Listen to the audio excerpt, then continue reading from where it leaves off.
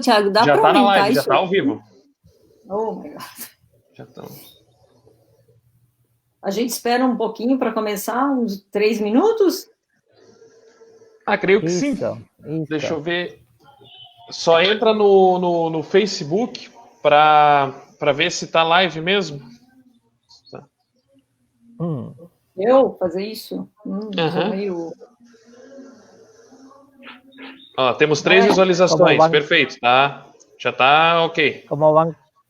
Está ok. ¿Cómo van con la cuarentena? Acá está todo fechado a primero de julio, liberado, ¿no? Aunque el aislamiento social todavía continúa hasta el septiembre. Setembro. Ah, Para nós aqui, também estamos com isolamento social parcial, pero agora estamos com um isolamento mais rígido, hasta mais 10 dias. Nosotros vamos Entonces, 102. ainda há diferenças entre as regiões e cidades em Brasil. Cada um hace como é melhor. ¿Comprendes? Sí, muy bien, comprendo. El problema es que, claro, es que son regiones diferentes y formas de vida muy diferentes, muy complicadas. Acá en Perú es igual, ¿no? Una cosa es la costa, o sea, Lima, Trujillo, y otra cosa es la serra, Arequipa, Cusco, y otra cosa es Quito, Loreto, la Amazonía, porque cada una tiene una región diferente, clima diferente, además horario, la luz del sol no sale a todos igual, es muy complicado. Y cada una de las sociedades o los pueblos tiene diferencias económicas. Y el 70% del peruano es informal, vive del día a día, es problemático.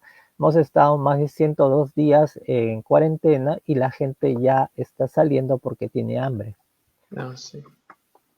Precisam comer. Acá é o mesmo. Nosotros tenemos la misma situación. Pero nosotros tenemos un país continental. Es más difícil. Sí, pero muy bello, bellísimo. Sí. No. É um grande problema essa questão da pandemia do coronavírus. Sí, no, el coronavirus sí, pero lo más fuerte es la pandemia de la corrupción del gobierno. Também. É muito complicado. Quando se pensa que pessoas estão fazendo corrupção e com isso não está trazendo os benefícios para a população, é uma coisa muito triste. Sí. Como los gobernantes se aprovechan de la pobreza de la gente. ¿Cómo es posible que las canastas de víveres se lo den a gente que trabaja, gente que tiene recursos, mientras que el poblador no tiene que comer? ¿No? Una persona que es formal, que contribuye con los impuestos al gobierno, no le dan facilidades y tiene que volverse informal para poder vivir. Es una cosa complicada. Pero bueno. Suzy, professor, estamos com 73 pessoas agora e subindo. Eu acredito que talvez podemos, Suzy, começar, né? Fazer as falas iniciais e daí depois passar a palavra ao professor. Eu quero também dar bom dia a todos ali que estão se manifestando no chat. Estou com 2 telas aqui, uma no chat, uma na apresentação. E as perguntas daí podem ser feitas ali pelo chat do Facebook, onde está sendo nos comentários, né? Apenas comentar a pergunta que nós repassamos para o professor, então, ao final da apresentação. Tudo bem? Tudo bem. Então, vou desligar aqui e passar, então, a palavra para a Suzane, então. Então, bom dia a todos que estão nos assistindo aqui, bom dia ao professor. Bom dia. Sejam todos muito bem-vindos à quinta palestra virtual da Associação Catarinense de Conservadores e Restauradores de Bens Culturais, a CCR. Como sabem, esse ciclo de palestras que nós propusemos esse ano, ele foi feito em função da questão da pandemia e do isolamento social provocado pelo Covid-19. É uma grande satisfação e uma grande honra receber o nosso palestrante, o professor Luiz Henrique Castilho Narrea, que figura entre a vanguarda do patrimônio cultural metálico. Nossos agradecimentos pelo pronto aceite ao convite da CCR para estar aqui compartilhando conosco seus conhecimentos sobre a preservação e conservação de metais aplicados ao patrimônio cultural. A relevância da palestra também está pela especificidade do material e ao fato de que no Brasil há poucos conservadores e restauradores com conhecimentos nessa área específica. Muito obrigada, professor Luiz, por dividir conosco desse seu imenso conhecimento no campo do patrimônio cultural metálico. Também aproveito a oportunidade para apresentar a CCR para aqueles que não a conhecem. A CCR reúne em seus quadros associados de diferentes áreas de conhecimento, garantindo a interdisciplinaridade nos debates e nas discussões técnicas relativas ao tema da preservação do patrimônio cultural material em Santa Catarina. Bom dia. Bom dia, ¿cómo están vocês? ¿Qué tal? Me gustaría agradecer mucho a la ACCR por la invitación para falar sobre los metais, ¿no? Y las transformaciones de los minerales a metais, así como las medidas preventivas que se deben tomar en los metales en general, ¿no? América del Sur tiene una herencia cultural privilegiada y rica como consecuencia de una historia milenaria forjada por más de 20.000 años. Essa herança vem das experiências de longos processos de evolução social de visão de mundo e da essência de várias sociedades que na época forjaram a alta cultura amazônica e andina, além da contribuição cultura europeia, africana e asiática, que no futuro da história gerou uma rica integração e miscigenação, tomando nosso continente um território multiétnico, multicultural e multilingüe, único, excepcional en sus valores culturais, materiais e inmateriais. ¿No? La siguiente, por favor. A aniversaria das antiguas sociedades prehispánicas que se establecerán no territorio sul-americano continúa deslumbrando ao mundo tanto pelos metais usados como ouro ou prata, quanto pelas plásticas que carregan mensaje iconográfica capturadas por ouribes especializados.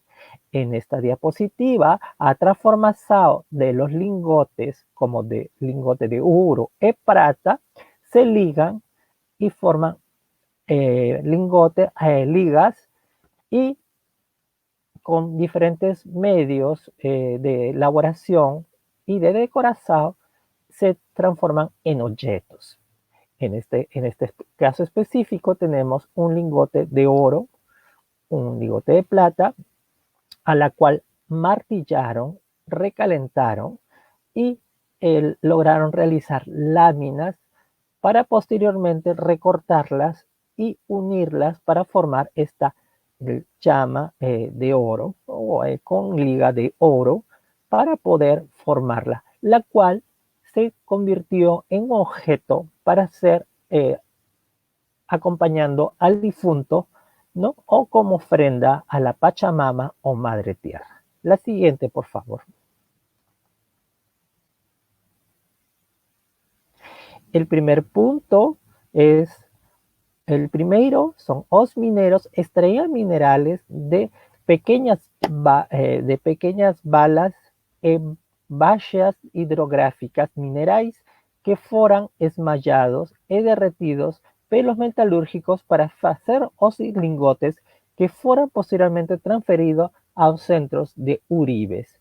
Los minerais son en la minería hay que reconocer tres cosas que extraen los mineros: las menas, las rocas y las gemas. Las menas es que tienen mayor o menor porcentaje de minerales. Las rocas no contienen ningún tipo de mineral y las gemas son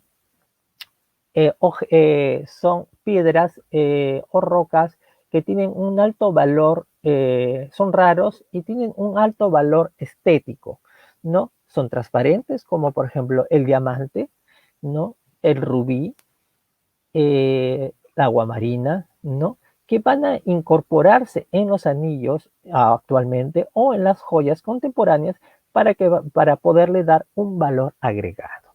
Los mineros, antiguamente en la época prehispánica, lo que hacían era identificar los minerales mediante los sentidos. Olor, el tipo de olor podía identificar si era agrio, dulce, y de esa forma podían identificar si se trataba de cobre, arsénico, oro, plata. Por el sabor, es decir, degustaban los minerales y también podían identificar qué tipo de mineral era, si era arsénico, si era cobre, si era estaño, si era zinc. El tacto para saber la dureza, ¿no? El sonido, porque también cada mineral tenía un sonido diferente, el brillo y el color, los cuales eran extraídos por los minerales, la siguiente por favor, y trasladados a los centros metalúrgicos.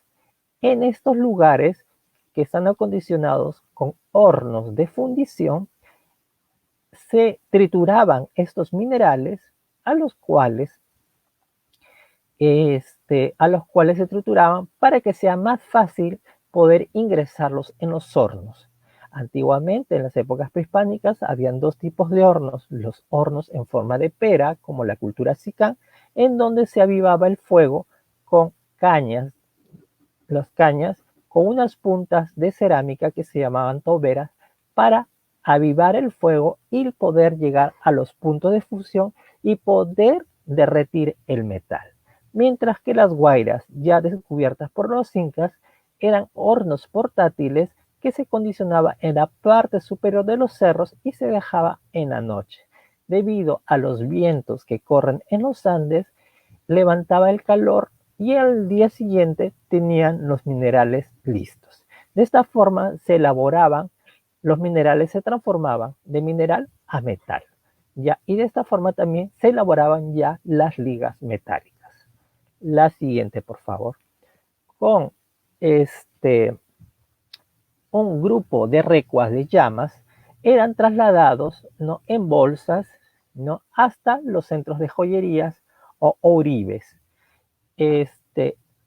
Arte dos oribes prehispánicos que trabajaban os metais en pesas utilitarias suntuosas o religiosas eran especialistas en trabajos en metal, lingotes de transformación completa o tortas metálicas a través de usos diferentes procesos de fabricación y decoración, ¿no? En este caso, el tumi o faca de uru representa al dios Nailam de la cultura lambayeque. Vienen sus ojos, tienen forma de ojos en forma de coma, esas alas, ¿no? Y las aves. En la parte superior del tocado representa símbolos marinos. ¿Qué quiere decir este personaje? Representa el mito del dios Nailam, que es un guerrero mítico fundador que viene del norte y desembarca en Faquillanga con su esposa Seternine y con un grupo de gente que vienen a poblar la zona de Lambayeque y encuentran al pueblo a la cual enseñan la agricultura, la ganadería y las diferentes técnicas artísticas como la cerámica, los metales, la textilería y logran formar una gran sociedad. De esta manera, Nailam se vuelve un guerrero y un dios para ellos. Al morir, la familia no decide informarle al pueblo de que había fallecido porque tenían miedo a perder el poder. Crean la historia de que le salieron alas y se fue al cielo. Por eso la representación de las alas. Y dejó un ídolo verde llamado Champaek, que significa retrato de Nailam. Entonces, según los estudiosos, este Tumi representaría la historia de Nailam. Entonces, ¿cómo fue hecho este Tumi? ¿Cómo fueron hechas estas cosas? Con diferentes técnicas que vamos a ir estudiando poquito a poquito. La siguiente, por favor. No, el uribes andinos son brillo, cor e movimientos son las principales cualidades de la metalurgia que los artesanos prehispánicos dominarán para crear y modelar icones de poder a colisión de dos folas o contraste de cor o movimiento o brillo das superficies metálicas darán vida a los objetos o efecto visual e sonoro causado pela universaria reafirmó a mensaje religioso e política para quien carregaba no mundo andino. Entonces, como vemos que para el mundo prehispánico, los metales como el oro, plata, cobre, son muy importantes para las élites gobernantes y estaba jerarquizado. Hay leyendas que se han recuperado de la época inca en donde se afirma que en el valle de Vegueta, al norte chico de Lima, cuenta la leyenda que Huiracocha mandó 3 huevos, uno de oro, uno de plata y otro de cobre. Del huevo de oro salieron los incas y los jefes. El de la plata, la mujer,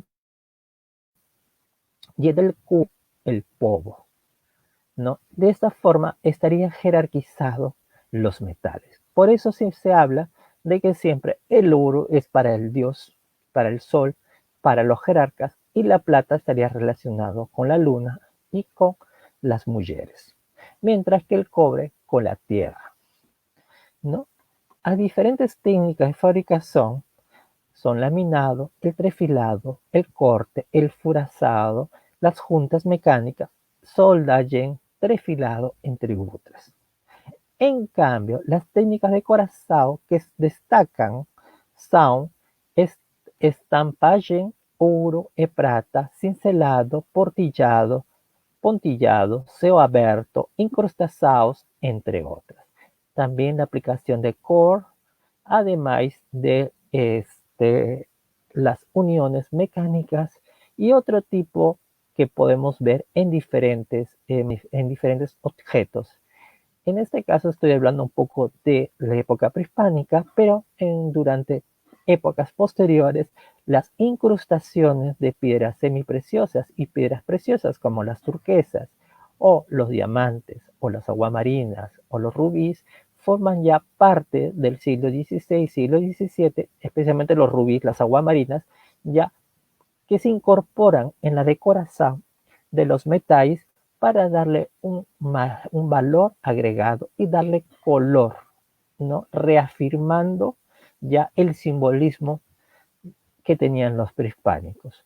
Porque sabemos que en la época prehispánica era un grupo de especialistas orfebres que posteriormente continúan trabajando durante la época de los españoles a partir de 1532, pero ellos siguen trabajando con sus propias técnicas incorporando iconos ya europeos para satisfacer el mundo, el mercado europeo y que no tenga ningún problema, ¿no?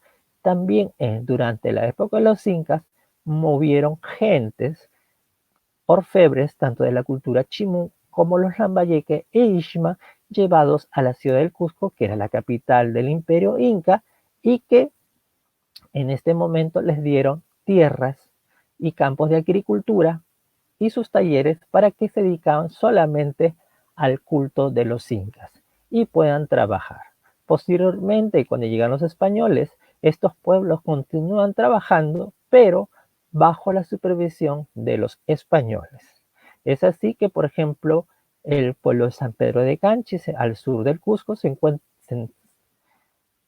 hasta en ese momento se convierte en un centro orfebre importante debido también a el lugar de tránsito entre la ciudad del Cusco y las minas de Cerro Rico de Potosí, así como de la ciudad huancavelica, de donde se traía el azogue o cinabrio para poder amalgamar y recuperar los metales de las minas y de los lavaderos de los ríos. La siguiente, por favor.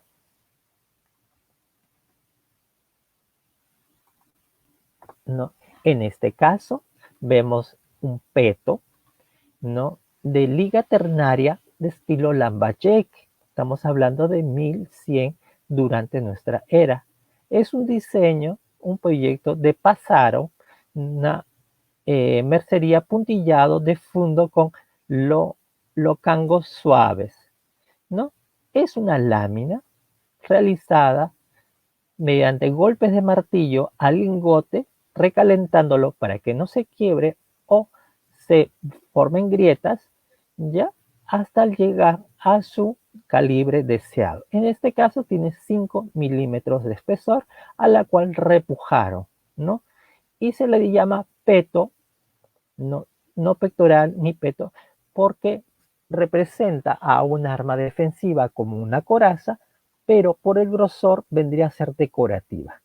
Esta camisa o unku, que ahora lo conocemos como peto, se utilizó para fines rituales en la cultura lambayeque, acompañado de la máscara funeraria durante el paseo funeral antes del entierro del jerarca. La siguiente, por favor. En cambio, la otra técnica muy conocida, especialmente en el norte del Perú y más que nada en los países de Lambayeque, Colombia, Ecuador, Colombia y posteriormente los demás países del norte como Panamá, Guatemala y llegan hasta México, también parte de Venezuela, ¿no? Y especialmente en África tenemos mucho lo que es la técnica de la cera perdida, que es la habilidad de crear un objeto en cera, ¿no? Modelarla, tallarla y posteriormente cubrirla con un material refractario, en este caso arcilla, con micas y feldespatos que van a tener temperantes, ¿no? Y se va a crear dos orificios, uno de entrada y otro de salida. Cuando esto esté seco, se recalienta al rojo vivo y se vierte el metal líquido por el orificio superior, mientras que la cera se desliza por el inferior y desaparece. Por eso se llama cera perdida. Y en todo este espacio que dejó la cera, se vierte el metal y recubre todo el espacio para que se pueda recrear la figura que hemos tallado y formarla en metal. En este caso le pongo dos objetos, dos esculturas feitos de en este caso la más grande es de plata, viendo una concha Spondylus estilo Chimú de la época de 1100 a 1475, mientras que la figura superior es un chamán o un sacerdote, ¿no? Hecho en cera perdida de la cultura Coclé de Panamá, ¿no? En tumbaga. La tumbaga es una liga de oro con cobre. La siguiente, por favor. Entonces, como hemos visto, las transformaciones de los metales se dan debido a tres aspectos: la minería, la metalurgia y la oriversaria.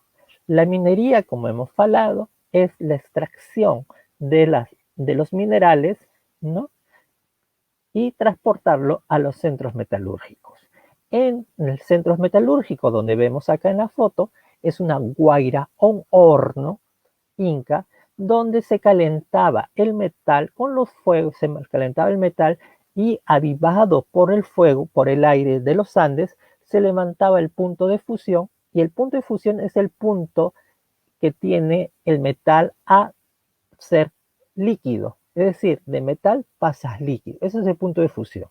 Entonces, por el punto de fusión ya empieza a derretirse y a caerse en unas crisoles en el cual forman los lingotes o tortas metálicas, ¿no? Y con los lingotes o estas tortas metálicas son martilladas o vaciadas de acuerdo al objeto que se va a realizar, y se van a crear en este caso dos objetos que yo he puesto, ¿no? Una peza de cera perdida de Coclé, que es un pasarito, o una peza laminada Guari, que además tiene color vermelo, ¿no? Con oro. Entonces vemos una combinación de colores, ya, lo cual nos ayuda a interpretar mejor, porque para ellos el color vermelo es muy importante, porque simboliza la sangre coagulada ofrendada a los dioses prehispánicos. La siguiente, por favor. En cambio, la corrazao es una reacción química reduxao de óxido, en la cual tres factores intervienen a fabricación de la peza: temperatura, de humedad, o por medio de una reacción electroquímica. En este caso, era una orellera de plata con cobre estilo chimú y una corrosión en ajo de locomotiv de Tacna. Es decir, la corrosión son productos que van a inestabilizar el metal, ¿no? Las ligas que se realizan entre cobre, plata, oro, hierro, acero, latón, zinc, azo, etcétera, están en plena lucha, en constante lucha, y crean corrosiones debido justamente a que se encuentra inestable, ¿no? Y la formación, como vemos acá, son estas coloraciones verdes o amarronadas y estos verdes fosforescentes. No todo lo verde es estable, porque tienen productos de corrosión como los cloruros, los sulfatos, los nitratos, que están activos y que están carcomiendo el metal. Es decir, es como una madera, como un mueble que tiene polilla. La polilla no la ves, pero en cualquier momento tú te apoyas y se te cae el dedo, porque queda como muy débil, muy delicada la superficie. Es igual con la corrosión. La siguiente, por favor. En cambio, los factores, como hemos visto, son tres cosas que intervienen, ¿no? La manufactura, la temperatura y los procesos de óxido-reducción. Muy bien. En cambio, entre los factores que tenemos son la humedad. Si tenemos más del 33% en un metal, va a iniciar el proceso de corrosión. En cambio, la plata, por ejemplo, va a empezar un proceso de sulfuro de plata, es decir, una capa homogénea que va a proteger a la plata del medio ambiente y aislarla. En el caso del cobre, vas a tener la cuprita o la tenorita, que va a recubrir el metal para evitar que se forme, se altere la estabilidad de la pieza. Pero si los factores de humedad continúan, más las temperaturas altas y bajas, van a crear choques térmicos y van a activar justamente las sales. Mientras que, por ejemplo, si sabemos que el agua es un buen conductor de sales, el agua de lluvia, especialmente en ciudades como Sao Paulo, como Curitiba o Río de Janeiro, y con el clima tropical, el agua va a ingresar dentro de las porosidades de todos los materiales el agua, llevando sales, cloruros, feldspatos y otros contaminantes que van a afectar a las piezas. Y cuando elevan las temperaturas y el agua empieza a desaparecer, lo que es llevado por las lluvias se van a materializar. Es decir, los cloruros, los sulfatos, van a querer formar o van a volverse a materializar. Es decir, van a crearse, van a ser sólidos. Y al tenerse sólidos, van a ocupar su espacio entre las porosidades o entre las celdas galvánicas de los metales, creando un reacomodo interno que no lo podemos ver, pero que la pieza va a crearse una serie de problemas y que no va a detenerse hasta que estas sales se cristalicen y rompan el metal o las porosidades y se pueda ubicar en su espacio. Es decir, va a hacerte hasta un ladito, hasta otro ladito, como una especie de distanciamiento social para ocupar su espacio en el cielo, dentro de la superficie, y por ende justamente crean los poros, ¿no? Y los pittings, entre otros tipos de deterioro. Los pittings, las grietas, las rajaduras, que van a crear lugares de ingreso de estas sales y que va a ayudar a la enfermedad del bronce o del hierro, que es la herrumbre, que va a acelerar los procesos de corrosión, como en el caso que vemos dentro de un tender de la locomotriz de Tacna. La siguiente, por favor. En este caso vamos a ver que la corrosión también se da en todo aspecto metálico, así como hemos visto la parte de la transformación del mineral, la metalurgia y la urbizaria, vamos a tener la cadena de Operação de Corrosão. ¿Qué quiere decir? Que cuando se extraen los minerales, en este caso la la siderita, disculpe, es un mineral estable en la naturaleza. De esta siderita se saca o se transforma en azo, en hierro y acero. ¿Ya? Y con estas se realizan objetos, como en este caso un cajón, ¿no?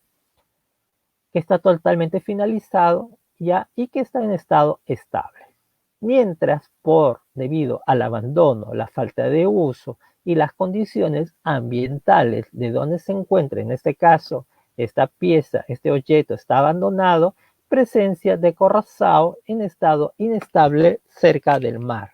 Y ahora se le llama la maceta, ¿no? Como verán, no solamente empieza la corrosão, sino justamente por estos vientos que aparecen, que son llevados por el mar, por la tierra, por la sierra, ¿no? Y que trasladan no solamente los contaminantes, trasladan polen, ¿no? Y otras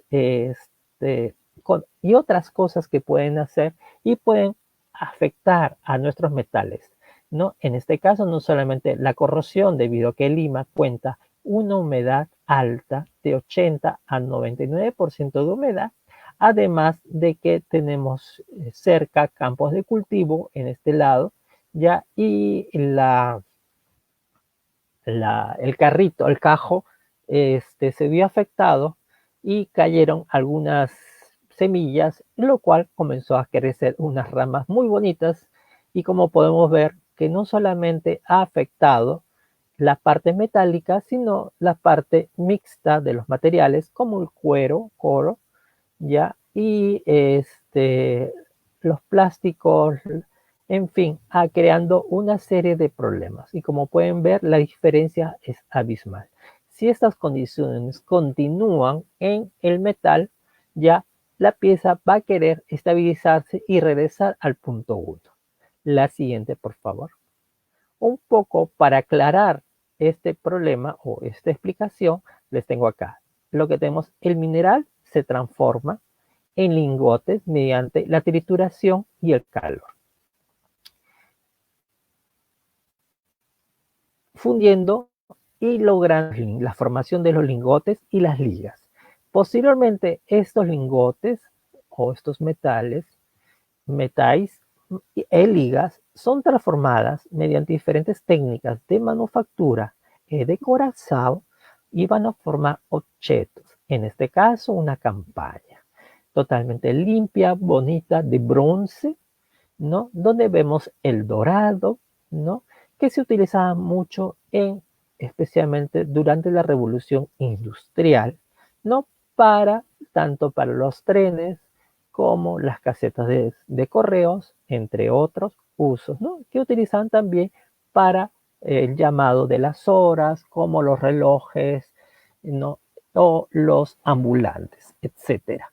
Acá se le llamaban en esa época los pregoneros. Entonces, a cada hora salían con su campana a decir que una hora y de parafrasear una palabra, ¿no? Ya. Posteriormente, si las condiciones continúan de humedad y temperatura que van a afectar a los metales, se va a producir una primera corrosión pasiva que se le llama pátina. ¿No? Como hemos dicho, en la plata va a ser sulfuro de plata y en el caso del cobre, la cuprita o malaquita. No, si estas condiciones continúan, va a transformarse hasta llegar a mineral. Es decir, tenemos acá la cadena operativa de la corrosión y tanto también de la corrosión como de las transformaciones de manufactura y decoración. Es decir, primero tenemos el mineral, después los lingotes, el objeto terminado. El objeto terminado, debido a las condiciones ambientales de humedad, temperatura y el contexto en que se encuentre, si tiene más sales, tiene zonas alcalinas o ácidas, va a ser transformado y formarse corrosiones, en este caso pátinas en primera instancia y posteriormente corrosiones que van a afectar la estabilidad del metal, afectando sus estructuras internas. La siguiente, por favor. La transformación de metales en valores. Estamos hablando ya de la parte estética, histórica y económica. Los objetos, en este caso los tupus, ¿no? Se transforman. Los tupus son como alfileres que se utilizan desde la época prehispánica. En la primera fotografía que vemos es un tupu de la cultura Wari durante el Horizonte Medio. Estamos hablando del 900 a 1100 durante nuestra era. El segundo vemos un tupu de plata del siglo XVII que fue usado por las mujeres de la época, ¿no? Y que este tipo de instrumentos o ornamentos fue utilizado solamente por las mujeres, debido a que se relaciona esto para sujetar las liquias o las mantas de las personas y además que la plata está relacionado con la mujer. En este caso vemos a una mujer campesina cusqueña que tiene muchos tupus, en este caso tipo pavos reales. El valor va cambiando, ¿no? Mientras que una pieza, mientras que el tupu de la cultura Wari va a ser una pieza histórica que es patrimonio, bueno, todos son patrimonio cultural, pero en este caso es una pieza antigua, Wari, ¿no? Tiene un valor no solamente estético, porque la forma es muy parecida, pero la iconografía es totalmente diferente, ¿no? Es mucho más sencilla, es un punteado, ya con un embutido de círculos, mientras que la época del siglo XVII cambia la materialidad a plata y la decoración es mucho más como un horror al vacío, es decir, se convierte en un barroco, en donde no tenemos espacio libre para decorar. Y el cambio iconográfico es totalmente radical, se incluyen floras y faunas de Europa o del Perú de acuerdo al mestizaje, ¿no? Y posteriormente ya la mujer, el día de hoy, para las fiestas del Corpus Christi, que se celebra hace poco en junio, las mujeres se visten o para cualquier celebración se visten con sus mejores tupus. En este caso, los pavos reales. Los pavos reales no son de América, sino son un elemento traído de Europa, ¿no? Pero que fue justamente admirado por los pueblos andinos y inmortalizado en estas piezas de metal. ¿no? Las cuales tienen diferentes variantes. Como podemos reconocer de que es de los Andes o de que es debido a las técnicas de manufactura, porque hasta el día de hoy utilizan los pueblos originarios sus técnicas ancestrales, que no han variado desde las épocas prehispánicas. La siguiente, por favor. En el caso también, los primeros objetos que fueron creados en metal tuvieron un uso, el uso que se les daba para lo cual fueron construidos. Pueden haber sido herramientas, ¿no? Como cinceles de corte o embutidores para hacer los volúmenes en piezas de metal, ¿no? En este caso también son ornamentos como tocados, narigueras y orilleras, ya que representan que fueron utilizados para personajes de élite, ¿no? Especialmente este pertenece a la cultura lambayeque o sicán, que representa a 1100 durante nuestra era. Son piezas de plata y de oro con incrustaciones de turquesas, ¿no? Estas, además que tiene una rica iconografía y texturas, ¿no? Porque las técnicas diferentes se dan cuenta que el tocado tiene unas semiesferas embutidas con un rostro justamente del tumi que vendría a ser nylon. La nariguera y las orejeras tienen incrustaciones de turquesas y en el caso de las orejeras tiene el granulado. El granulado son esferas sólidas soldadas unas por unas al círculo de la orejera. Y la nariguera es una lámina recortada a la cual se hace como un piercing, ¿no? Que se coloca en la nariz, la cual representa justamente cuando habla la persona y el brillo del sol o de las antorchas hace de que se ilumine la boca y que pareciera, es un efecto visual que parece que la persona no es la que habla, sino es la deidad la que está hablando. La siguiente, por favor. En cambio, el metal como dados históricos, tenemos en este caso la tumba de la sacerdotisa de San José de Moro. Debido a las investigaciones arqueológicas cerca de la ciudad de Chepén, en La Libertad, al norte del Perú, se encontró una tumba que se encontraba con metales increíbles y con cerámica fina. En este caso se logró reportar la primera mujer de la élite moche, la cual está representada tanto en las vasijas como en la parte inferior y que portaba una copa. En la copa, ¿qué hacía? En la copa se vertía la primera sangre vertida por los sacrificios humanos para llevarlos a Yapaec o a las deidades mochicas, ¿no? Y era muy importante debido a que también esta tumba nos reafirma el mensaje que tenían los mochicas. Hasta este momento revolucionó todo lo que eran los estudios, porque se creía que estos dibujos que se presentaban en las vasijas y en los metales representaban simplemente mitos o parte de su religiosidad, no como cuentos o leyendas, pero que no había evidencias de que habrían existido. Al descubrir a la señora de la dama, a la sacerdotisa de San José de Moro, y compararlo con la iconografía, se dieron cuenta los arqueólogos que era parte de estos temas de investigación, como el tema de la presentación de la copa, que era ofrendada a los dioses. Y con este estudio se comienza a hilar que no todo lo que se hablaba de los moche era mítico o parte de leyendas, sino que eran dioses en vida. Así que esta copa que traía las sacerdotisas se la llevaba a Yapaec, quien era el señor de Zipán. Y así, el antiguo señor de Zipán era el guerrero del búho y cada uno va a tener una funcionalidad y una jerarquía. Entonces, antes se hablaba de un solo moche y que la capital se encontraba en la ciudad de Trujillo, pero con estas investigaciones se afirma que Moche tuvo como dos estados, ¿no? El Moche del norte y el Moche del sur, y que estaban en constantes combates o batallas para justamente parte de su mensaje religioso y la lucha de poderes y poder dar la paz y la continuidad en su mundo religioso.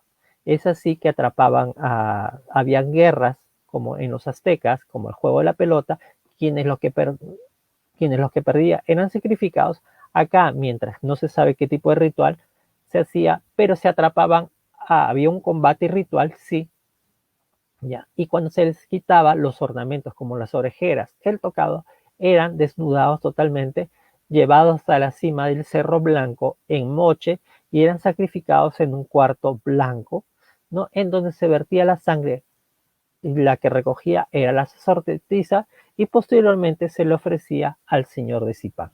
Entonces vemos que se está reconstruyendo la historia justamente gracias a la tipología, el contexto, el dato histórico que nos ofrecen los metales, en dónde estuvo el metal, con quién estuvo, ¿no? ¿Por qué? Porque el metal nos está reafirmando el poder del individuo femenino que se encontró en esta tumba. La siguiente, por favor. En cambio, los objetos como una obra de arte son objetos codiciados por los coleccionistas. Y muchas veces, como la historia del señor de Zipán en los años 87, fue saqueada por un grupo de huaqueros o saqueadores de tumbas, los cuales se llevaron la primera tumba del señor de Zipán, y cuando llegó Walter Alba con el ejército ya no se encontraba y hubo una lucha entre los saqueadores y los arqueólogos, ¿no? En la cual fue reportada en History Channel y todo lo demás, y recién ya después Walter Alba con el ejército toman posesión de Huaca Rajada, inician las investigaciones y descubren al famoso señor de Zipán con una gran riqueza, ¿no? En oro, plata y aleaciones. En este caso les muestro la orellera en oro y con incrustazado en turquesa, representando al señor de Zipán, gobernante de la cultura moche, en donde vemos que tiene la nariguera, tenemos porra, la masa, ¿no? Y tenemos el escudo. Además tenemos un gran tocado semilunar y dos compañeros laterales que están al costado del señor dándole su poder. Entonces, la obra de arte es por los coleccionistas, es como una especie codiciada, porque es una pieza única, inigualable y que tiene un valor agregado y que es irrepetible, especialmente las piezas arqueológicas. No hay otra pieza más, no son renovables porque es única. En cambio, una obra de arte contemporánea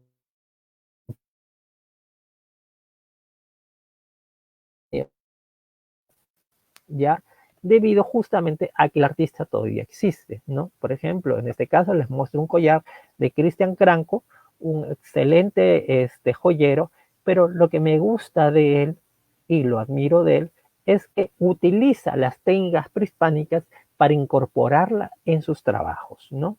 Ha hecho varias obras, pero en este caso les muestro un collar con diseños peruanos que fue parte del concurso del Patronato de la Plata del Perú. Entonces, los objetos tienen dos funciones. En esta época se convierten en dos objetos, en dos cosas. Uno, como un objeto, como una obra de arte, que es admirada por los coleccionistas, y justamente, en cambio, los saqueadores de tumba lo ven como para solventar y sustentar sus gastos, para poder darle una mejor educación a sus hijos o darle una mejor calidad de vida a sus familias, debido a que es gente muy pobre y que muchas veces por necesidad, a veces son campesinos y sus cultivos no logran tener el dinero suficiente. Justamente en este momento de la pandemia son abandonados y tienen un sitio arqueológico o huaca a la cual van a saquear para recuperar estos objetos y venderlos en el mercado negro, lo cual hace un daño irreversible a nuestro patrimonio cultural y nuestra identidad, debido a que lo que pasa es que destruye el patrimonio y no sabemos el contexto en que se encontraba este objeto. Entonces, solamente podemos estudiar desde una forma tipológica, de manufactura, artística, pero más no como contexto. Deberíamos ya hacer una comparación y tratar de ubicar otras piezas similares para poder hacer una contextualización con qué iba, cómo iba, qué representaba, etcétera, ¿no? Si yo llegaba a esta orejera a mí, yo puedo decir que es un gran señor, dignatario, etcétera, etcétera, pero no habría sabido que representaba al señor de Zipán y que estaba asociado a miles de piezas tan ricas como la tumba de Tutankamón. La siguiente, por favor. También el valor de identidad. El valor de identidad se refiere a los objetos que nos representan de una u otra forma a ciertas nacionalidades o espacios que nos representan a una familia, a una persona o a un país.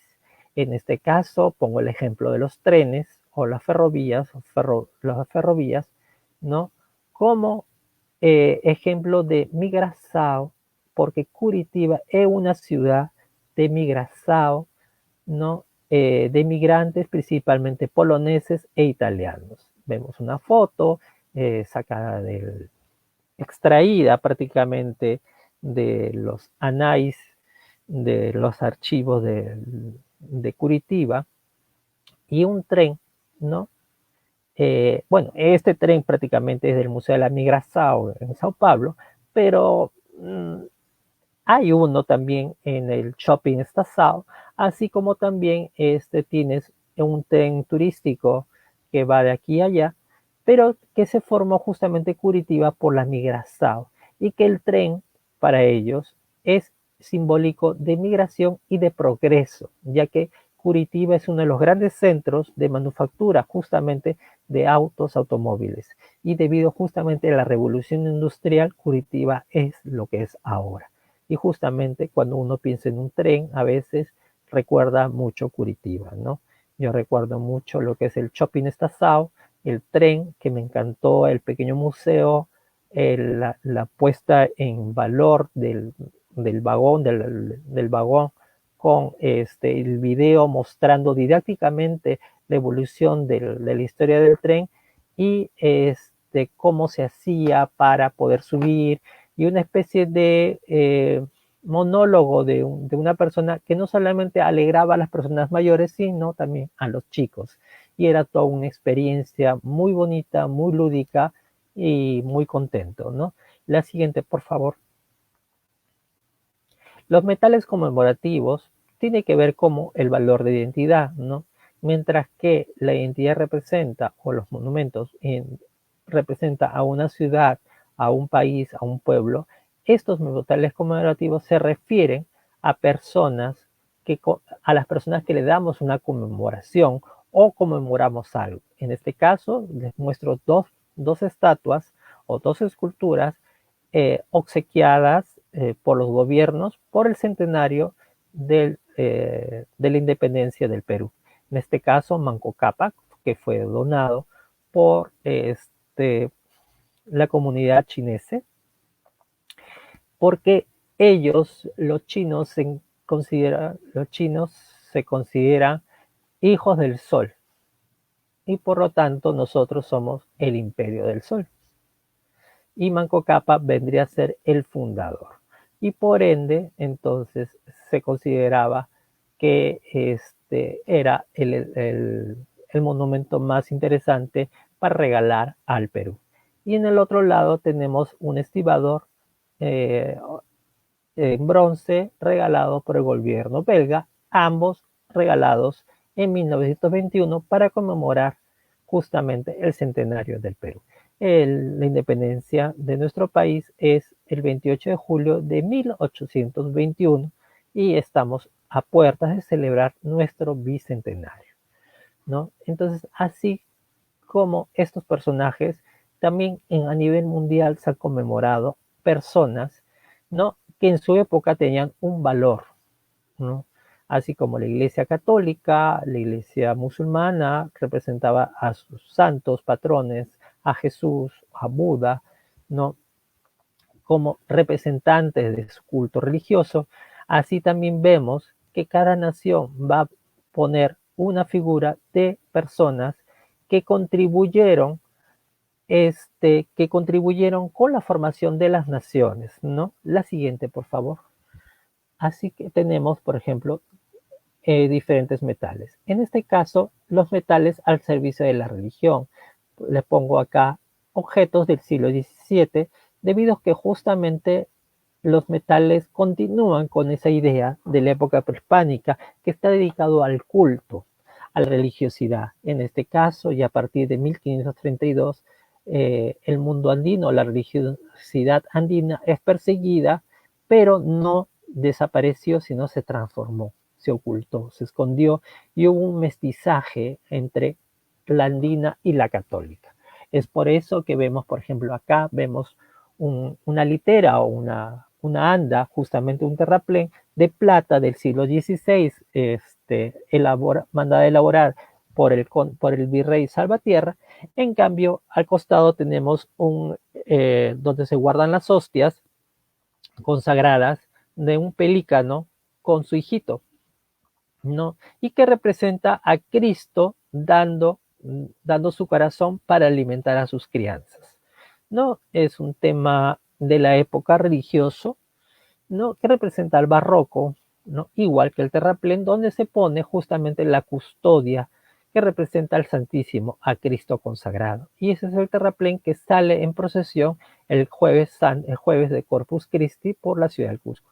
En cambio, el otro representa justamente a Cristo. Son conceptos de la época, porque actualmente yo no podría pensar en dar mi corazón para alimentar a mis hijos por una simple y sencilla razón.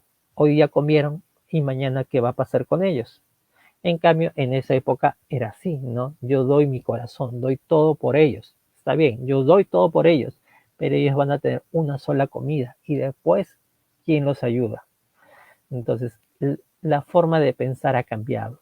Cada época tiene una filosofía y un concepto, ¿no?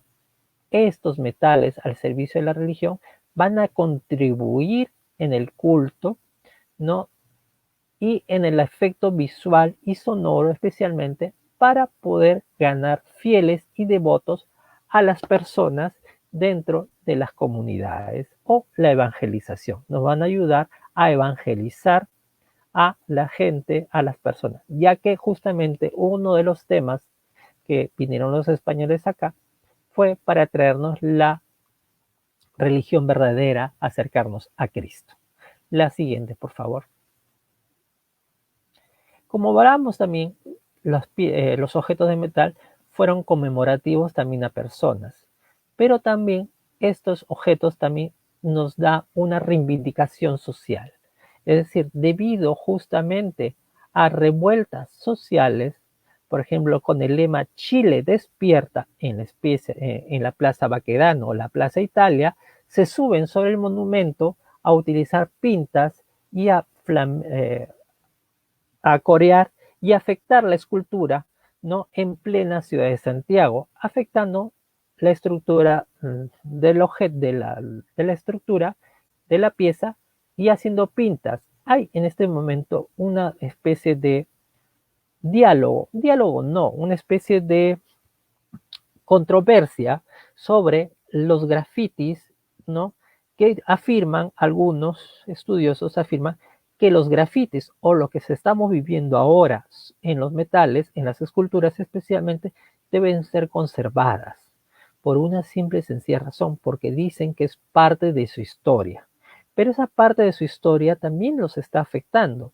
¿Por qué? Porque los grafitis están hechos con pinturas, esmaltes, spray, que no sabemos qué tipo de contenido tienen. Pueden tener plomo, puede tener estaño, puede tener muchas otras cosas, que purpurina, que van a afectar, ¿no? Y van a crear un tipo de corrosiones galvánicas o unos óxido reducción e interactuar con los metales creando problemas. Además, esto sumado al medio ambiente en que se está viviendo, ¿no? La Plaza Italia se encuentra en la ciudad de Santiago, en donde tienen las 4 estaciones bien marcadas. Especialmente en invierno hay nieve, baja las temperaturas, bajo cero, llegando inclusive a 15 grados, no, bajo cero, no, mientras que en verano llegan a 35 o 40 grados de temperatura. Entonces, todo esto va a afectar justamente a los metales debido a que justamente van a crear poros, se van a poder moverse de un lado a otro, ¿no? Y van a crear justamente ingreso de las sales o de las poluciones, porque además esta pieza se encuentra en una zona muy céntrica y muy contaminada.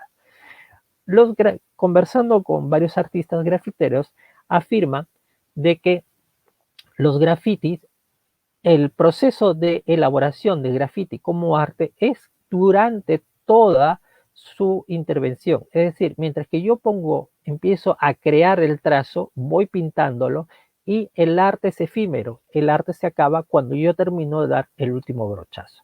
Porque los grafiteros saben que puede venir otra persona y puede aplicarle otra cosa o simplemente pueden repintarlo. Pero lo que hay que hacer es, como digo, es registrar, documentar, ¿no? Y después volver a eliminar esto para no afectar los metales y seguir continuando con esta pieza. Porque además estas piezas que se encuentran en las sociedades son espacios vivos que se encuentran en plena transformación. Por eso es así también que justamente las estatuas se convierten en blancos de justamente de estas protestas, como la última que ha habido contra el esclavista en Reino Unido de Edward Bolson, que es una escultura del século XVII, ¿no? Que fue sacada, ¿no? Por la gente, por una turba, y fue tirada al mar, al río, ¿no? Y atentó contra esta escultura. ¿Y quién era este esclavista? Uno de las personas más influyentes que formó parte de esta nación, ¿no? En Reino Unido. Entonces, aunque yo haga una revuelta social y quisiera eliminar todas las estatuas o todo lo que conmemora lo malo, ¿no? Ahora en nuestro concepto, porque en esa época la esclavitud era buena, porque era un apoyo para ellos y era una mano de obra. Acuérdense que también todos sabemos, ¿no? Que Brasil fue prácticamente formado por esclavos traídos de África, ¿no? Y después llegaron otros tipos de migrantes por sus propias, pero fueron justamente traídos a la fuerza y vendidos y comercializados en nuestras tierras, ¿no? Pero tenemos una herencia cultural y querramos o no, tenemos que aceptarla y aprender a vivir con ella, porque estas estatuas no solamente nos hacen recordar de que una vez fuimos esclavos, ¿no? O fuimos peones de los reyes o los jerarcas, porque acuérdense, en Brasil sí hubo esclavitud, acá hubieron obrajes simitas que asesinaron a nuestros indígenas, ¿no? Todo en nombre del rey y del virrey. Entonces, siempre ha habido siempre ha habido una persecución contra los más pobres y los débiles, ¿no? Y que nosotros derribáramos esas estatuas, esas esculturas que son parte de nuestra identidad cultural, parte de nuestra historia, no va a ayudar a cambiar la historia. La historia es tal como es, tan cruda y fuerte. Así como ahora, en este momento, tenemos museos de tolerancia, museos de la memoria, donde se habla, se fala sobre las guerras o seguro que después de esta pandemia vamos a tener un museo sobre la pandemia del COVID-19 y vamos a hablar sobre toda esta época. Acá en Perú tenemos un museo de la memoria y tolerancia de la época del terrorismo, en donde murieron más de 20.000 personas por ataques subversivos, ¿no? Donde hubo ataques no solamente a los militares, sino a la sociedad civil. Yo tuve la experiencia de vivir esos ataques acá en mi ciudad, en donde tú salías y no sabías si regresabas vivo, porque no sabías si en tu centro de trabajo o en tu colegio iban a poner un coche bomba. Entonces, yo sé, yo puedo tener una cólera, una aberración al terrorismo, pero tengo que comprender que es parte de la historia. Y esa historia no la puedo cambiar. La siguiente, por favor.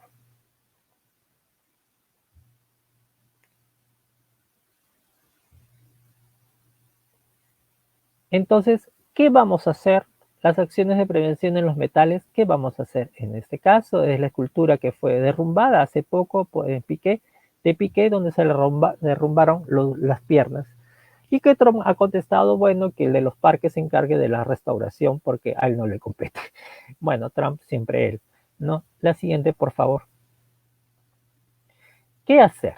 En este caso, cuando tenemos una escultura, que tenemos unas colecciones tanto de metales, ya sea arqueológicas, etnográficas, al exterior, en los cascos históricos, lo primero que tenemos que hacer es identificar nuestro patrimonio cultural, nuestro patrimonio vulnerable, poder saber en cuáles se encuentran en buena, regular o en malas condiciones, completo, incompleto, fragmentado, completo o fragmentado, incompleto. ¿Para qué? Para saber primero, saber cuánto tenemos y qué tenemos, ¿ya? Y saber cuáles son las piezas más vulnerables que tenemos en nuestras colecciones o en nuestra ciudad, ¿no? Después, elaboración de inventarios de las colecciones. Es decir, tenemos que saber qué esculturas tenemos, cuántas máscaras, cuántos petos, cuántas ornamentas, de qué cultura pertenece. Es decir, un inventario general de los que tenemos en patrimonio cultural, tanto en nuestras colecciones como en nuestras ciudades, ¿no? Después vamos a tener que identificar qué tipo de metales. Es oro, plata, cobre, azo, ¿no? Es platón, bronce, entre otras. Y de acuerdo a sus características, también poder identificar el medio geográfico en donde nos encontremos. Por ejemplo, si hablamos de Lima, nos encontramos entre 0 a 500 metros sobre el nivel del mar. Es una ciudad con más de 500.000 de habitantes.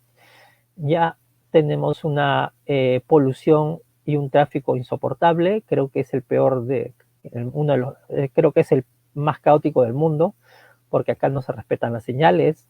Acá el semáforo es el vermelho para parar, el amarelo para acelerar y el verde para hacer carrera, ¿no? Entonces hay que tener en cuenta de que acá tanto Brasil como Perú somos dos mundos diferentes, mientras que ustedes allá se respetan las señales y dan una importancia a la vida. Por ejemplo, yo he visto en las calles de que dejan un riel o una parte de la pista para que las ambulancias o la policía puedan pasar.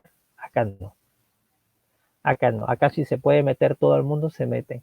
Y ahora en pandemias no se respeta nada, ¿no? La gente lo único que ha aprendido es usar mascarillas. Si ustedes vieran los buses llenos de personas como atún o sardinas enlatadas viajando de un lado a otro, es terrible, ¿no?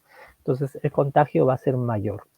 Bueno, lo primero que tenemos que hacer, como les dije, es identificar un inventario, identificar nuestras piezas, saber qué tipo de metales tenemos.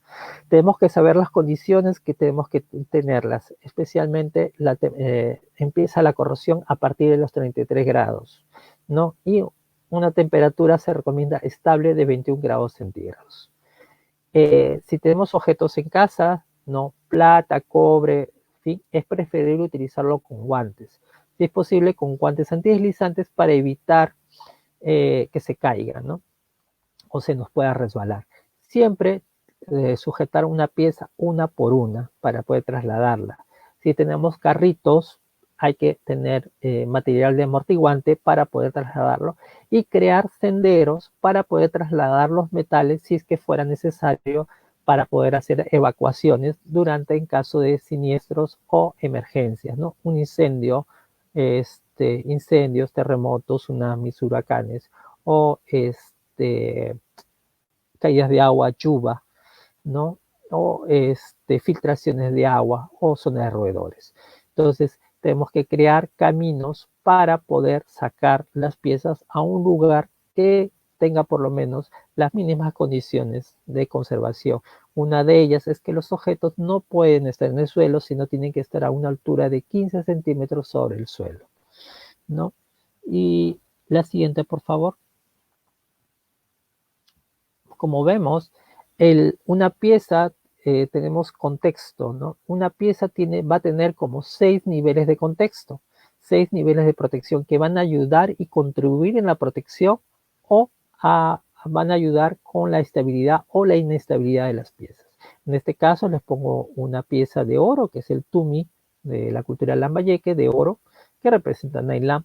Su primera capa, en este caso, va a ser el embalaje o la vitrina, o el embalaje si se trata que se encuentra en un depósito, o la vitrina si se encuentra en una exposición. El primer material que va a estar en contacto con la pieza va a ser, en el caso de la vitrina, el soporte para ser exhibido. Se recomienda que sea de acrílico transparente cubierto con un plástico o un copolímero medio blandecito para que no apriete tanto el metal y no deje marcas, ¿no? En el caso del embalaje, la pieza se sugiere que esté envuelta con papel de seda o papel japonés y posteriormente que repose sobre espumas sin ácidos de alta densidad como el etafoam, ¿no? Y posteriormente con la señalética indicando un código, el número de la pieza, ¿no? Posteriormente el mobiliario. Se recomienda que sean de madera, pero de madera seca o metales tratados, como los que se encuentran en la USPI, por ejemplo, estos armarios móviles que mediante polea se van a poder moverse como un librero de un lugar a otro, evitando justamente las vibraciones que puedan ocasionar en los objetos, ya que justamente estas vibraciones pueden crear problemas si es que la pieza no cuenta con núcleo metálico y puede crear grietas o roturas o fragmentos de las piezas. Por eso hay que tener muy bien en cuenta, ¿no? Posteriormente es la sala o el lugar donde se encuentra. Es decir, si la pieza se encuentra en exhibición, tenemos que ver la sala de exhibición. La sala de exhibición tiene que tener unas condiciones adecuadas. Entre ellos hay que ver la cantidad de aforo. El aforo es la cantidad de personas que pueden ingresar a una sala de acuerdo por el metraje que se encuentra, ¿no? Además, las condiciones ambientales, ¿no? Tienen que contar con extinguidores de fuego de acuerdo a los materiales que se encuentran, ya que cada tipo de incendio tiene una forma de son diferentes tipos de fuego y se utilizan diferentes tipos de extinguidores de acuerdo al tipo de fuego. Si tenemos material bibliográfico, hay que tener en cuenta, hay que tener cuidado de utilizar agua, ¿no? Aunque los bomberos nos van a decir que es preferible utilizar agua, porque es preferible que los objetos, que los libros, por ejemplo, en este caso, hablamos de libros o el material documental, se moje y se pueda recuperar a que se queme y se pierda la información, ¿no? Entonces hay que tener en cuenta qué es lo que vamos a usar, por eso tenemos que coordinar siempre con Defensa Civil y con los bomberos para hacer el tratamiento para eliminar los incendios, ¿no? En el caso de movimientos telúricos como los sismos, gracias a Dios ustedes Brasil no tienen, nosotros estamos en una zona muy sísmica, tenemos que evitar los movimientos telúricos que pueden ser horizontales o verticales y justamente de acuerdo a esos movimientos pueden soltar las piezas de sus zonas. En este caso se puede utilizar materiales antideslizantes, soportes bien unidos a las piezas o los mobiliarios, en este caso la parte del almacenamiento, sostenido bien tanto a los techos y a los pisos para evitar cualquier movimiento. La sala, por lo general, tiene que ser de concreto armado, ¿no? Y con protección y con pinturas que no contengan plomo y con protección de sales para evitar justamente la emanación de sales y especialmente aislarlo de los jardines o de espacios exteriores donde se pueda regar, ya que el cemento puede absorber estas sales y trasladarlas a las partes internas de la infraestructura y lo cual puede crear corrosiones dentro de los metales, ya que puede estar lejos, pero si están en un mismo ambiente, el clima va a hacer que contribuya a que migren las sales de un lugar a otro, creando problemas y acelerando los procesos de corrosivos. Posteriormente, el inmueble, cómo está hecha la casa. La casa está hecha de barro, de quincha, si está hecha de cemento, armado, si son malocas, o sea, plantas, si tiene filtraciones, no tiene filtraciones. Todo eso hay que ver para protegerlo, la pieza. Y obviamente el sitio geográfico. En el caso de Brasil no tienen el problema de los terremotos, pero sí tienen otros problemas como los incendios forestales, ¿no? La contaminación, las lluvias y los cambios de temperatura. Por ejemplo, Sao Paulo me parece gracioso y muchas veces me dijeron que Sao Paulo es como una cebolla, porque tienes que irte con la zunga, con la toalla y con tu casaca, porque no sabes en qué día, en la época del día puedes tener un cambio climático tan drástico. Puedes tener calor como puedes tener frío. Entonces, estas, si nos afecta a nosotros, pueden afectar a los metales.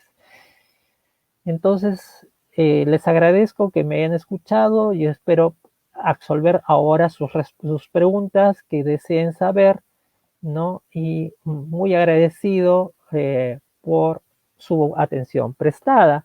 Como conclusiones, puedo decir que los metales adquieren una serie de connotaciones religiosas, utilitarias, monetarias y datos históricos. Una pieza de metal no es apenas admirada por la materia prima utilizada, más también por el pelo valor agregado.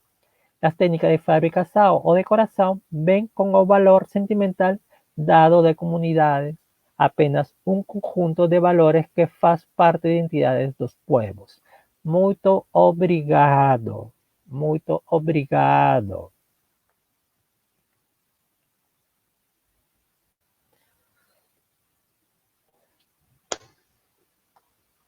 A ver. Professor, obrigado pela sua excelente explanação. É muito bom escutar, né, um pouco da história da conservação dos metais dos povos pré-hispânicos e também pós-hispânicos, né, apresentados pelo professor. Chegamos ao pico de 180 pessoas na nossa live, então muitas pessoas contemplando essa excelente apresentação. E vou passar então algumas perguntas, professor, uns 15 minutinhos de perguntas que estão aqui no chat do Facebook, né? E como tem muitas perguntas, acredito que depois o professor possa estar passando gentilmente seu contato e as pessoas entrando em contato com o professor. Tá ali na tela, ó. Até podem ver o e-mail do professor, tá na tela compartilhada. Então aqueles que tiverem outras dúvidas podem estar anotando e gentilmente acredito que o professor possa estar debatendo, né? Então a primeira pergunta, professor, vem da Gabriela, colega nossa aqui do Museu da WEG, é um museu privado, uma das maiores indústrias do país, aqui do Brasil, que tem sede em Santa Catarina. Então eles é uma indústria de motores e peças em metais, correto? E ela pergunta que tem alguns motores elétricos da década de 1920, que tem abrasões e perda de camada pictórica, aqueles que são pintados. E nesses locais há processo, então, de oxidação. Qual seria a melhor alternativa para estagnar, então, essa oxidação nesses motores? Creio que sejam de ferro, ferro fundido. Tiago, una consulta. ¿Estagnar qué es? ¿Estabilizar? Estabilizar, eso. Ya.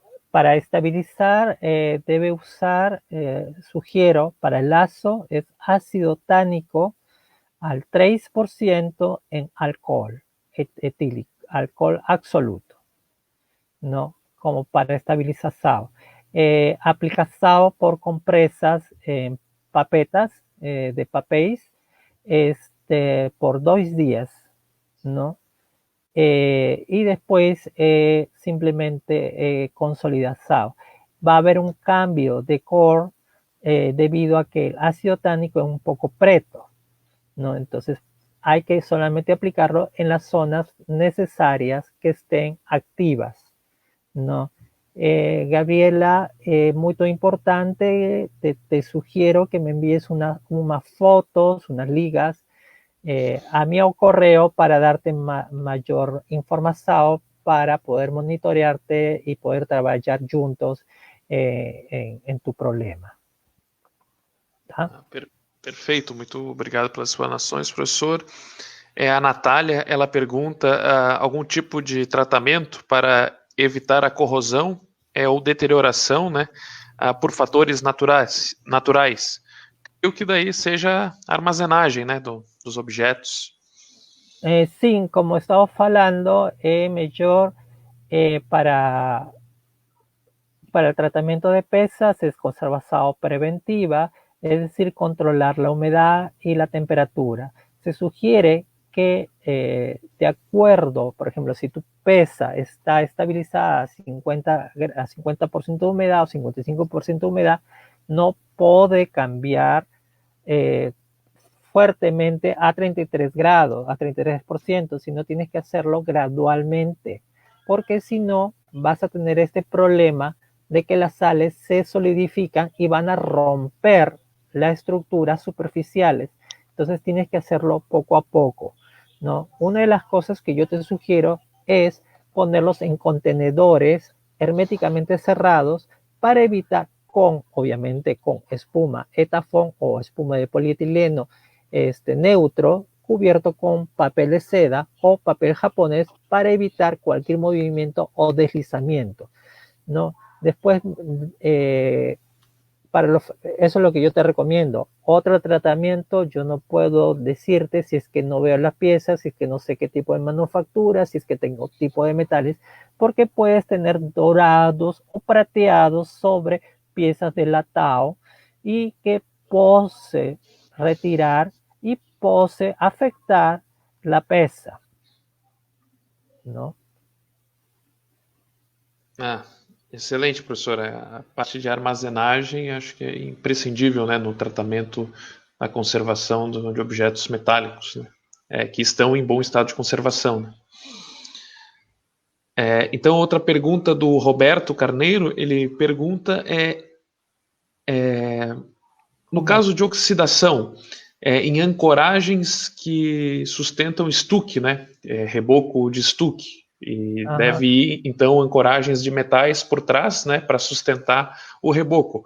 Nesse tipo de oxidação, se o professor tem experiência, o que o professor recomendaria? Yo recomendaría que se trabaje como un todo, ¿no? El metal con el estuque, ¿no? Debemos saber muy bien qué tipo de estuque es para ver la unión entre el metal y el estuque, porque puedo desprender el estuco, entonces yo tengo que estudiar muy bien el tipo de estuco para saber qué tipo de aglutinante o pegamento o encolar bien, ¿no? Tengo que trabajarlo en todo. Ya el tratamiento de cada metal va a ser diferente. Un bronce es diferente a un azo es diferente a un plata. Por eso quería también responder un poco a Rosana Carolina, que entonces el no ferro e azo corre a ferrugem, e no cobre o corre a patina verde. Isso.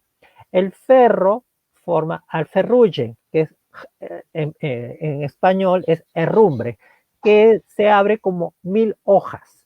Y ese, cuando se abre como 1000 hojas, es más propenso que ingresen las sales y que el ferrugem se caiga como pedazos, ya que el azo lo que va a hacer es ganar electrones y va a ganar una volumetría a la pieza, va a recubrirla toda, ya, pero va a ser como un bolo,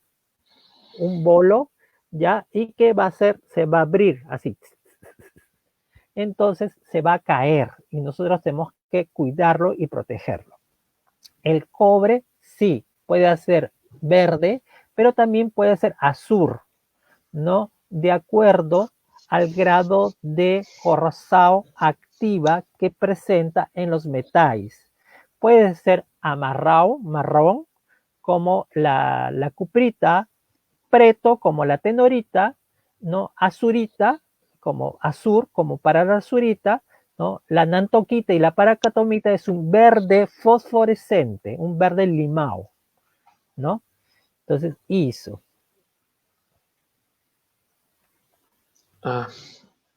Excelente. Então, professor, uma pergunta aqui da Zeila Maria, de Salvador, da Bahia, na região nordeste aqui do do Brasil, e ela fala que como a cidade é litorânea, úmida e com alto índice de maresia, como deve proteger então os metais, esculturas e objetos que são expostos ao meio ambiente, né? Então deve ser esculturas públicas, né? Como o professor até citou algumas, que estão próximos do mar aí e sofrem com esse fenômeno de maresia.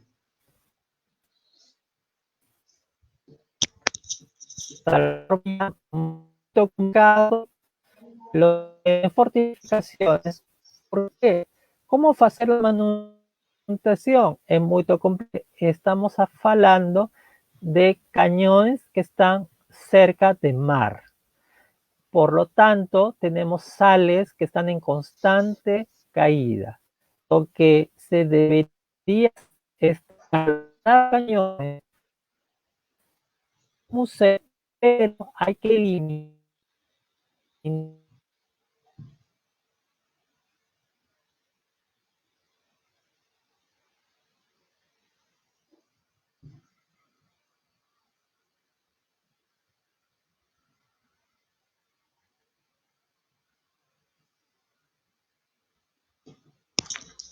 Professor Luiz, acho que tivemos um pequeno problema com o professor Luiz,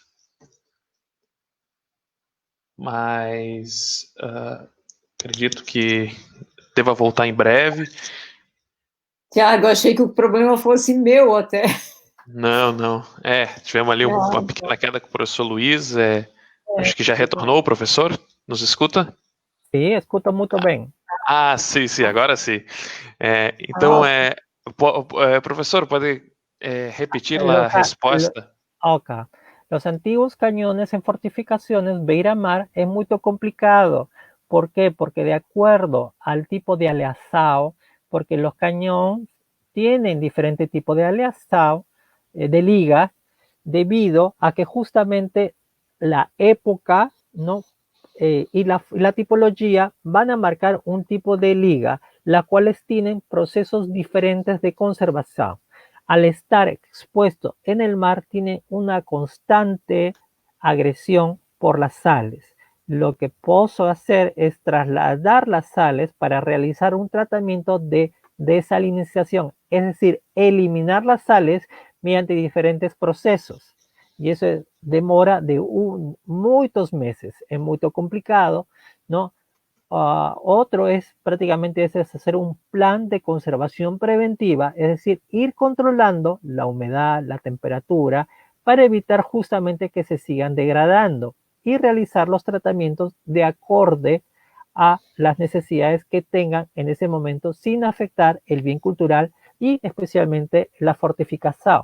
Porque, por ejemplo, si es lluvia, yo recomendaría que la recubran, por ejemplo, con plataformas con plásticos o con algo para evitar el ingreso justamente de las sales, y cuando empieza a salir el sol retirar esto para evitar justamente que cree un microclima que puedan afectar, ¿no? Pero yo lo que haría es justamente evitar que haya un ingreso mayor de agua salada sobre la pieza.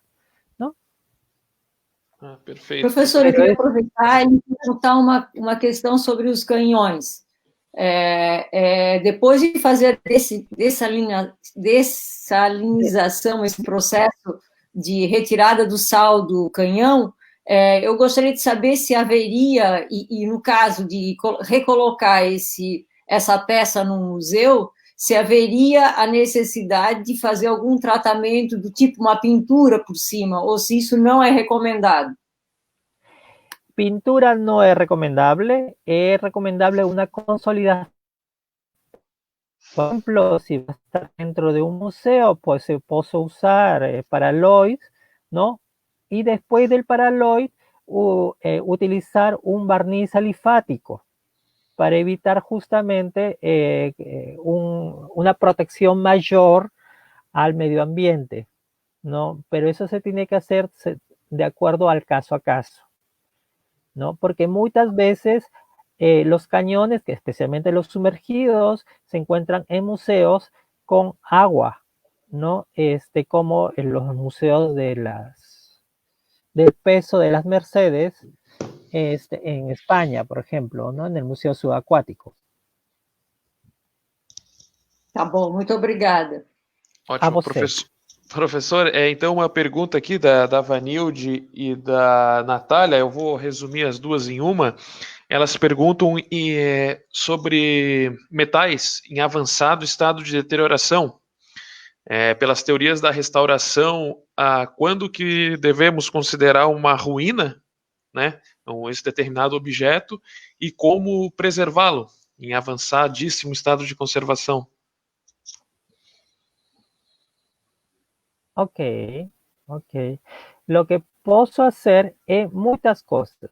Una es conservar lo poco que queda, ¿no? Estabilizarlo, ¿no? Crearle soportes o contenedores adecuados para que la pesa no continúe destruyéndose. Estabilizar de acuerdo a la liga del objeto y hacer una restauración virtual para recuperar el objeto y poder visualizar qué es lo que se ha perdido o qué es lo que tenemos de una forma poder recuperar lo que se ha perdido. Las restauraciones, las escuelas de restauración falan de la mínima intervención en las pesas. Y una de ellas es que ya más del 60%, más de la destrucción del 60%, o sea, yo puedo restaurar una pesa si yo tengo 80, 90, 70, 50, hasta 60. Ya 50 no posible restaurar nada. Ninguém. En la pieza, a menos si virtualmente. Virtualmente puedo hacer lo que gusto. Y ahora con las nuevas tecnologías es mucho más fácil. Con mapping puede restaurar unas saquillas, tumis destruidos en Perú, por ejemplo, ¿no? O, por ejemplo, los Budas con el scan han podido reconstruir los Budas en su mismo sitio con las imágenes, ¿no? Que fueron atacados por el Islam. Entonces, de acuerdo al caso, si ya han sido destruidos, pues hay que conservarlas como dato y reconstruirlo virtualmente. Excelente, professor. A última pergunta, né, como eu falei, para nós não nos estendermos muito, o e-mail do professor está disponível ali na tela. É uma pergunta mais geral, professor. A limpeza cotidiana, diária, em objetos em metal, a Ivani aqui pergunta, como proceder? Limpeza mecânica, limpeza química? No. Si es cotidiana, mecánica. Solo mecánica. Y la limpieza química mecánica, que es el uso de solventes, es mejor llamar a un especialista, a un profesional. ¿Por qué? Porque no es posible utilizar brazo, por ejemplo, porque tiene 20% de ácido sulfúrico y puede crear pitting en las superficies de metais. Entonces, además que el brazo, al dejar la superficie blanquecina, no va a quedar interno los químicos. Por lo tanto, ese químico va a seguir trabajando dentro, si es que no se paraliza o se enjuaga. Y por ende, se va a destruir la pieza.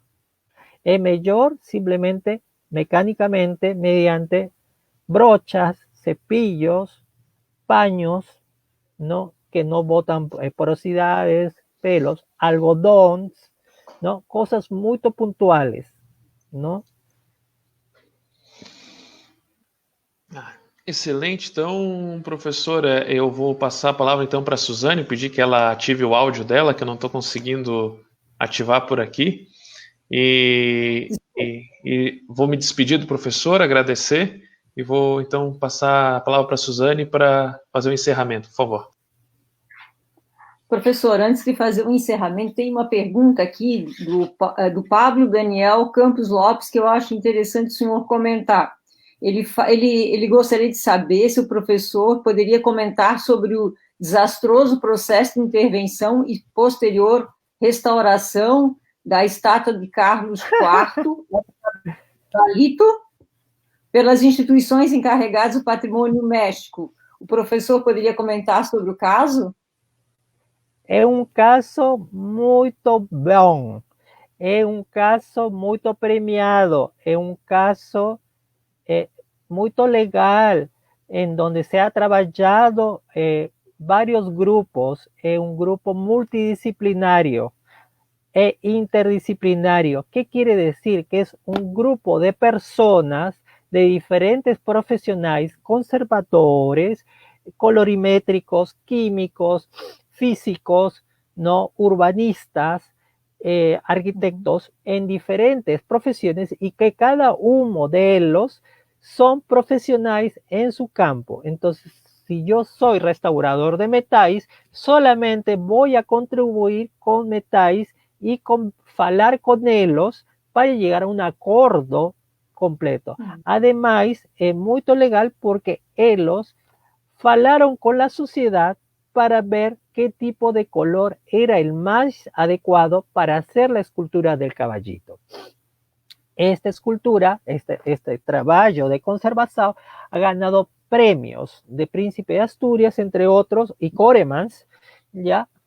Que han visto una restauración científica muy buena. Además, también se fala sobre la recuperación de la pátina, es decir, una regeneración de la pátina mediante químicos especializados. Además, se hizo todo un estudio, no solamente se utilizó la arqueometría, sino se usó la colorimetría, es decir, se tomaron muestras, puntos, antes, durante y después de diferentes partes del caballito para tener una coloración exacta para poder reinterpretar a la hora de consolidar, ¿no? Y darle el acabado. Además, esta escultura ecuestre fue repintada, no, fue creada con pátinas al fuego y artificiales para darle el carácter a la pieza, ¿no? Además de haber hecho todo un trabajo de conservación según el caso a caso, se trabajaron también la parte de abajo del pedestal y las correnteras de las partes internas que la gente no puede hollar, sino para crear un desagüe para que pueda el agua de lechuga viajar tranquilamente sin afectar la escultura, ¿no? Es un trabajo muy bien documentado y que se encuentra en línea. Si tú deseas, Pablo, yo puedo darte toda la información del caballito. Es genial y es hecho por el IPAN, que en este momento hay un problema en México porque quieren recortar la economía a IPAN justamente por el problema de la pandemia. Entonces, en toda Latinoamérica estamos igual. Tenemos un recorte económico sobre la cultura, ¿no? Y tenemos que seguir adelante. Sim. Professor, muito obrigada por essa explicação. Achei interessante a pergunta, não conheço exatamente o que aconteceu com essa estátua, mas eu acho que o Pablo deve ter ficado bastante satisfeito em ouvir sua explanação, e qualquer coisa ele entra em contato com o senhor através do seu e-mail para pedir novas ou mais informações. Muito obrigada. Por fim, eu quero... Pois não? Muito obrigado a você. Não, não acabei ainda, não acabei. Eu gostaria de agradecer.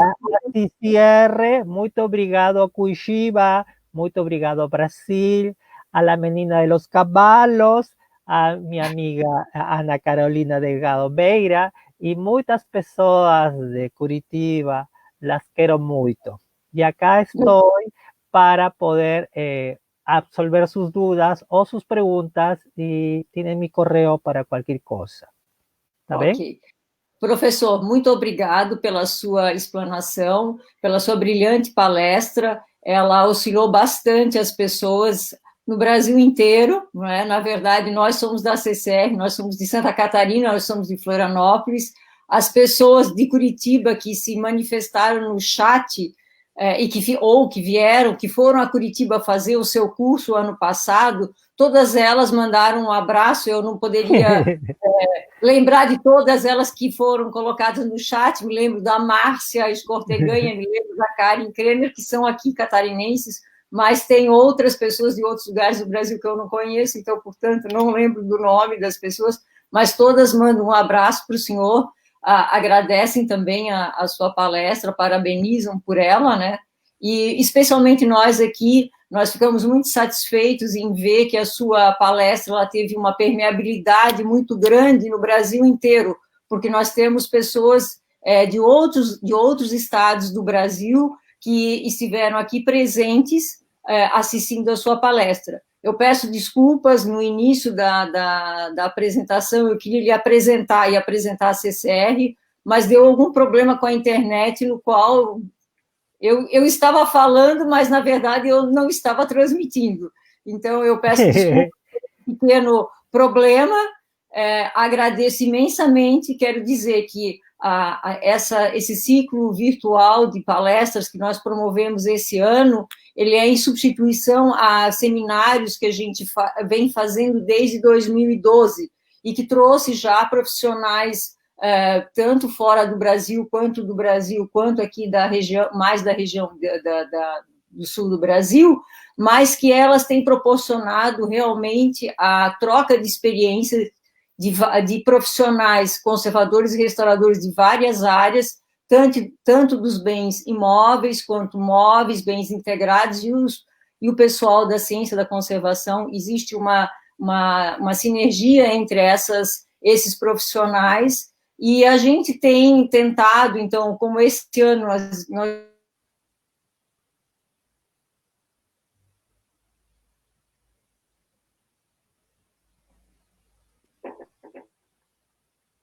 Aló.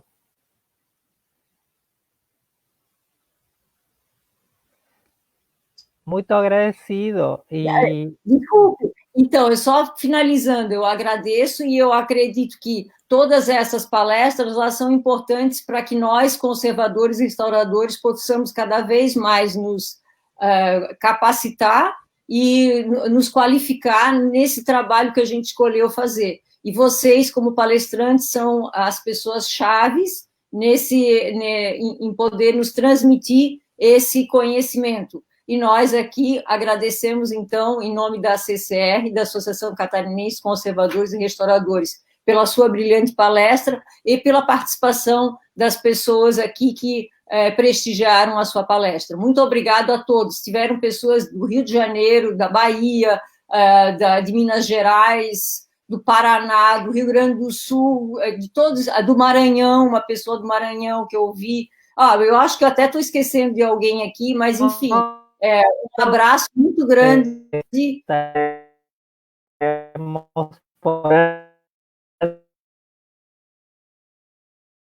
Poder seguir dando las palestras. Yo quiero agradecer mucho a vocês, porque un pueblo muy fuerte, muy fuerte, Brasil, y no me olvido, muitos beijos para pai. Meu pai é muito obrigado, muito lindo. Gracias, muito obrigada. Muito obrigada mesmo. Nós tivemos mais de 180 participantes, foi ótimo. Boa tarde. Boa tarde.